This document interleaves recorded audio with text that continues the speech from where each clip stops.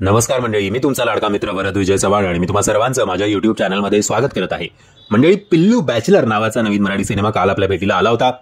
या सिनेमामध्ये कलाकारांची खूप मोठी फौज आपल्याला बघायला मिळते. ग्रामीण भागातली ही कथा आहे. सर्वप्रथम म्हणजे या सिनेमाचं ट्रेलर बघून मी जो रिव्ह्यू बनवला होता किंवा रिॲक्शन माझी जी आली होती त्याच्यात मी खूप एक चुकीचं प्रेडिक्शन केलं होतं.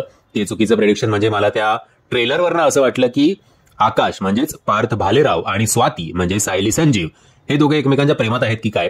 पण माझा फुलटू पोपट झाला तेव्हा मी थिएटरमध्ये हा सिनेमा बघितला, कारण हे दोघं एकमेकांच्या प्रेमात नाही पडलेत. हे दोघांचं एक वेगळं नातं आहे आणि ते म्हणजे रक्ताचं नातं, म्हणजे हे दोघं भाऊ बहीण आहेत. सो पण आता त्याला काय म्हणूया माहिती नाही. ट्रेलर चुकीच्या पद्धतीने माझ्यापर्यंत पोहोचला का मी तो चुकीच्या पॉईंट ऑफ व्ह्यूने बघितला हे आता तुमचं तुम्ही ठरवा आणि मला कमेंट्स करून कळवा.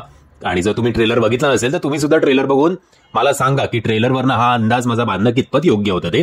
म्हणजे गावातली ही गोष्ट आहे. दोन भावंड, आकाशला म्हणजेच पार्थ भालेरावला तो एक मुलगा असल्यामुळे फॅमिलीकडनं फुल ऑन सपोर्ट मिळतो आणि तेवढंच स्वातीला इग्नोर केलं जातं कारण ती एक मुलगी आहे म्हणून.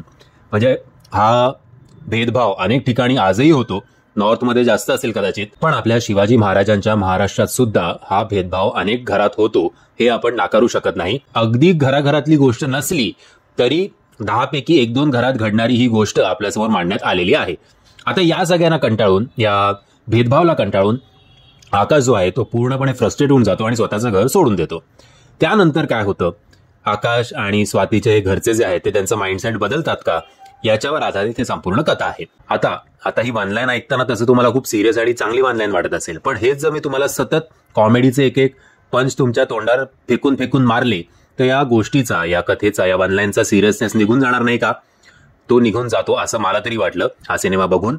इंटेन्शन चांगलं होतं, पण कुठेतरी जो आपला एक मराठी फिल्म मेकर्सचा माइंडसेट आहे की प्रत्येक गोष्टीत कॉमेडी घुसवा, त्या कॉमेडीमुळे अनफॉर्च्युनेटली प्रेक्षक सुद्धा मराठी थिएटरकडे तेवढे वळत नाहीत आणि इन द एंड जे आहे ते प्रेक्षकांवरच बिल फाडलं जातं की मराठी प्रेक्षकांनी चांगल्या मराठी सिनेमांकडे पाठ फिरवली आहे. पण कोणी असं स्वतःला विचारत नाही की मराठी प्रेक्षकांना जे हवं आहे ते आपण देतोय का 2023 साली, की अजूनही आपण 2000 किंवा 2010 मध्ये ज्या प्रकारचे सिनेमे यायचे तेच करत बसलोय, फक्त कलाकार बदलले तेवढाच काय तो भाग. अरविंद जगताप यांची ही कथा आहे. थोडं या कथामध्ये अजून ड्रामा आणि सगळं जरा असतं, थोडा सिरियसनेस असता तर नो डाऊट मजा आली असती.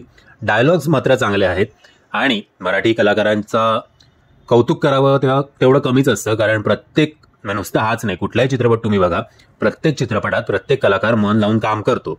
मी असं म्हणत नाही की फिल्म मेकर्स मन लावून फिल्म बनवत नाहीयेत, पण कुठेतरी काळानुसार ते अजून कोपअप करत नाहीयेत, ही सत्य बाजू आहे.